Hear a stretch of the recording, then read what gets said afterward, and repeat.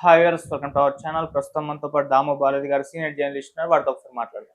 Sir నమస్కారం sir. నమస్తే. Final గా జగన్మోహన్ రెడ్డి గారు అసెంబ్లీకి వెళ్దామనే నిర్ణయించుకున్నట్టుగా వార్తలు వినిపిస్తున్నాయి సార్. అయితే ఇక్కడ ఒక నెరేషన్ ఏంటంటే సార్, రఘురామకృష్ణరాజు గారికి భయపడే ఈయన అసెంబ్లీకి వెళ్తున్నారంటూ వార్తలు ప్రచారంలో ఉన్నాయి సార్. మరి ఎందుకు ఇన్నాళ్ళు కూడా నేను అసెంబ్లీకి వెళ్ళనని మారం చేసిన జగన్మోహన్ రెడ్డి గారు ఇప్పుడు అసెంబ్లీకి వెళ్తానని అంటున్నారు? మరి దీని వెనుక రఘురామకృష్ణరాజు గారి ఇన్ఫ్లుయెన్స్ ఏమన్నా ఉందంటారా? మీరేం చెప్తారు సార్ దీనికి సంబంధించి?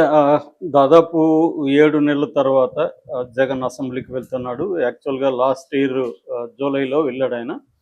2 రోజులు మాత్రం అటెండ్ అయ్యాడు, వచ్చేసాడు. దాని తర్వాత ఇప్పటివరకు వెళ్ళలేదు. నవంబర్‌లో జరిగినప్పుడు కూడా అసెంబ్లీ జరుగుతుంటే ఆయన తన క్యాంప్ కార్యాలయంలో మీడియా సమావేశం ఏర్పాటు చేసి మాట్లాడాడు.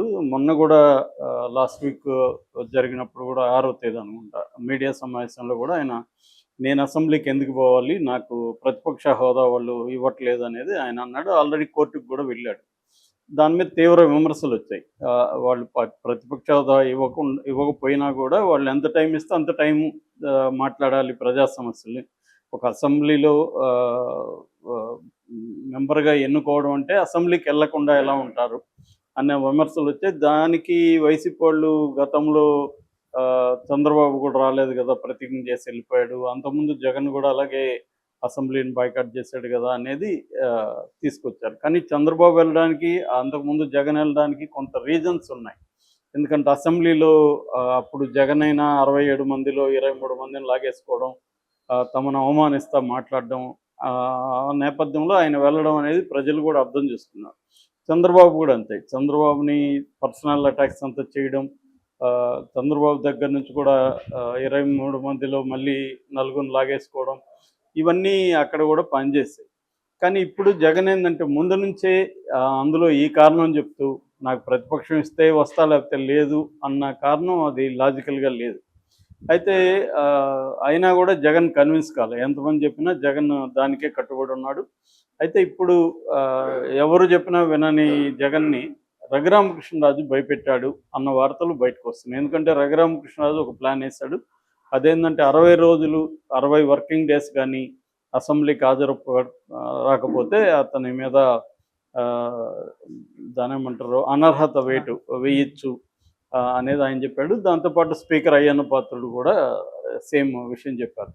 సో దాంతో కానీ అది అలా కుదరదు, పార్లమెంట్లో అయితే కుదురుతుంది కానీ అసెంబ్లీలో అలా ఉండదు అని కూడా అన్నారు. కానీ పర్మిషన్ తీసుకోకుండా 60 రోజులు రాకపోతే మాత్రం ఖచ్చితంగా ఇబ్బంది. గతంలో బాలకృష్ణ కూడా అసెంబ్లీకి అటెండ్ అయ్యేవాడు కాదు, ఆయన మీద చర్యలు ఏమి తీసుకోలేదు కదా అని కొంతమంది పాయింట్లు అవదీశారు. ఏదేమైనా జగన్ అయితే ఇవాళ నిర్ణయించుకున్నట్టుగా అర్థమవుతుంది.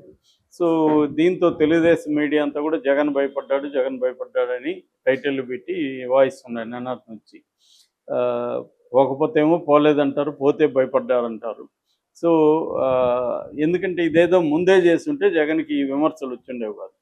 ఒకవేళ జగన్ భయపడుతూ ఉండొచ్చు, 11 మంది ఉన్నాం కదా, మనల్ని అవమానిస్తారు, అక్కడ మనకు మైకీరు, మనల్ని తీవ్రంగా ఇచ్చేస్తారు అనేది ఉండొచ్చు. అది జరుగుతుంది కూడా ఖచ్చితంగా. ఇక్కడ ఏ పార్టీ అతీతం కాదు. గతంలో జగన్ని ఇలాగే అవమానకరంగా అసెంబ్లీలో తెలుగుదేశం డీల్ చేసింది, తర్వాత జగన్ వాళ్ళు కూడా అదే చేస్తారు, ఎవరికి తేడా లేదు. సో ఇప్పుడు మళ్ళీ వాళ్ళు చేస్తారు, చేయకుండా ఎందుకుంటారు? అందులో పైగా జగన్ అంటే బండబూతులు తిట్టే ఇద్దరు స్పీకరు, అసెంబ్లీ స్పీకరు డిప్యూటీ ఇద్దరు కూడా జగన్ని ఎంత ఘోరంగా తిట్టేవాళ్ళు మనం చూసాం. సో అలాంటి వాళ్ళు స్పీకర్, డిప్యూటీ స్పీకర్గా చంద్రబాబు పెట్టాడంటేనే దాని వెనుక వ్యూహం కనబడట్లేదా? సో ఇదంతా చూసే జగన్ వెళ్ళలేదు. కానీ వెళ్ళకపోతేమో జనాల్లో మళ్ళీ ఇదే మీడియా జనాల్లో ప్రచారం చేస్తుంది. అందువల్ల జగన్ అవమానాలకు గురయ్యి బయటకు వస్తే ఆ రకమైన సింపతి జగన్కి వస్తుంది. ఇది నిజానికి ఒక గోల్డెన్ ఆపర్చునిటీగా భావించి మనల్ని అవమానిస్తారు అంతే కదా, అవమానించని అది ప్రజలకి మనం తీసుకెళ్ళచ్చు అన్న ఉద్దేశం తెల్లాలి. సో రాజకీయాల్లో అవమానాలు ఇవన్నీ ఉంటాయి, దానికంతా భయపడి ఇంట్లో కూర్చుంటారంటే రాజకీయాలు చేయకూడదు అట్లాంటప్పుడు. సో ఎందుకంటే మనం ఏమన్నా ఉత్తమంలాగా ఉన్నాము, మనం కూడా అవమానించాం అవతలని. కాబట్టి వాళ్ళు ఇప్పుడు మనం అవమానిస్తే లేనిది మనల్ని అవమానిస్తే ఎట్లా ఉండొద్దు అనుకుంటే ఎలా ఉంటుంది? కాబట్టి రెండూ ఉంటాయి ఇక్కడ. సో దానికి సిద్ధం అవ్వాలి. ఇప్పుడు జగన్ రేపు నుంచి అసెంబ్లీ సమావేశాలు జరుగుతున్నాయి. రేపు గవర్నర్ ఎమ్మెల్సీ ఎమ్మెల్యేల ఉభయ సభలను ఉద్దేశించి ఆయన ప్రసంగం ఉంటుంది. దాని తర్వాత 28వ తేదీ బడ్జెట్ పెడతారు. ఎన్ని రోజులు అనేది రేపు బిజినెస్ అడ్వైజరీ కమిటీ బిఏసి రేపు పెడుతుందన్నమాట, అంటే డిసైడ్ చేస్తుంది. ఇక్కడ ఒక డౌట్ ఏంటంటే తెలుగుదేశం మీడియా రాస్తున్నది ఏమంటే జగన్ కావాలనే తెలివిగా ఒక ఎత్తేసాడు.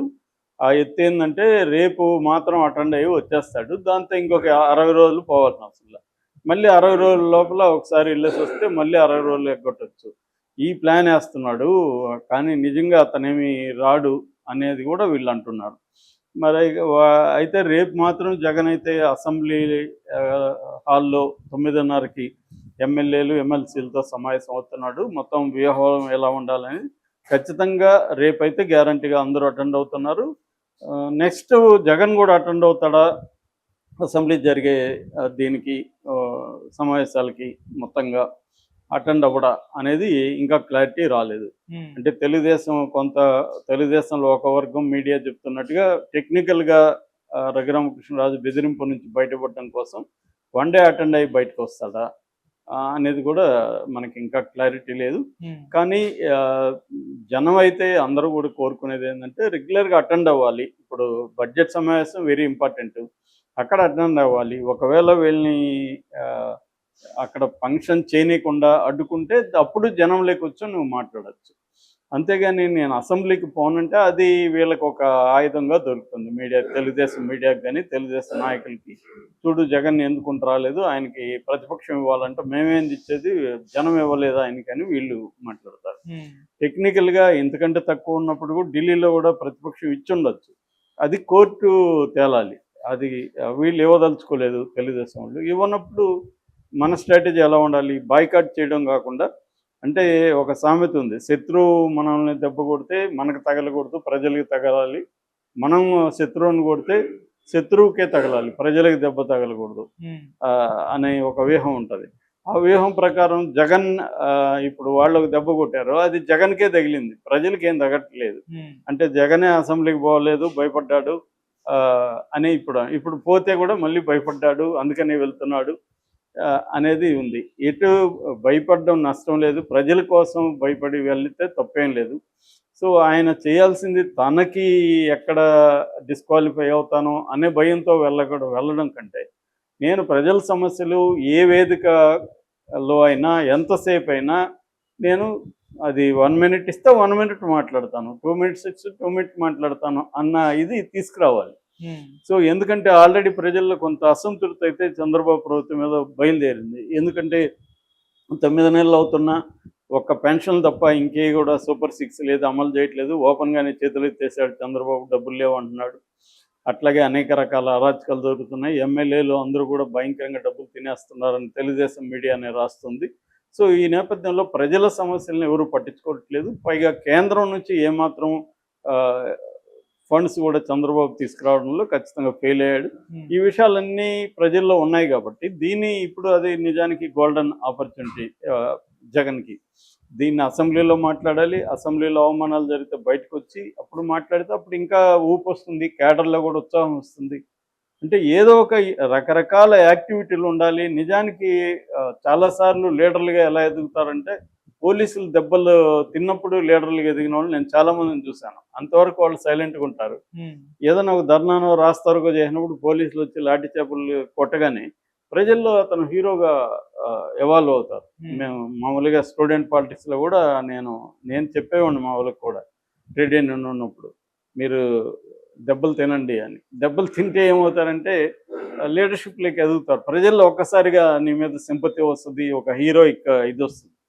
అలాగా జగన్ అసెంబ్లీలో అవమానాలు, వీళ్ళిద్దరూ అవమానిస్తారు, అవమానించని జనం చూస్తుంటారు కదా. సో అది వాళ్ళకే ఇబ్బంది తప్ప ఈయనకేమి నష్టం ఉండదు. చంద్రబాబుకు కూడా అదే జరిగింది. చంద్రబాబుకి వీళ్ళు మాట్లాడిన మాటలు అవన్నీ కూడా ఆయన పట్ల ఒక సింపతిని క్రియేట్ చేస్తాయి. ఇంత పెద్ద ఆయన వీళ్ళు ఇలా మాట్లాడుతున్నారు అన్న ఒక పర్సనల్ విషయాలను అటాక్ చేస్తున్నారు. ఎప్పుడైనా పర్సనల్ విషయాలకి అటాక్ చేయకూడదు అనే విషయం జగన్కి ఇప్పటికైనా అర్థమై ఉండాలి. ఎందుకంటే పర్సనల్ విషయాలు అటాక్ చేయడం వల్ల అది ప్రజలకు సంబంధం లేదు. సో ప్రజల సమస్యల మీద నువ్వు ఎంతన్నా మాట్లాడచ్చు, ఏమైనా చేయొచ్చు, కానీ పర్సనల్ విషయాల మీద ఓన్ ఫోకస్ చేసి పవన్ కళ్యాణ్ పర్సనల్ విషయాల మీద మాట్లాడడం అనేది జగన్కి నష్టం చేకూరుతుంది. తెలుగుదేశం క్యాంపు కూడా అదే చేస్తుంది. అప్పుడు వాళ్ళు అదే చేసినప్పుడు మనం అదే చేస్తే తేడా లేకుండా పోతుంది. మనం సైలెంట్గా ఉంటే జనంలోనే వ్యతిరేకత వస్తుంది.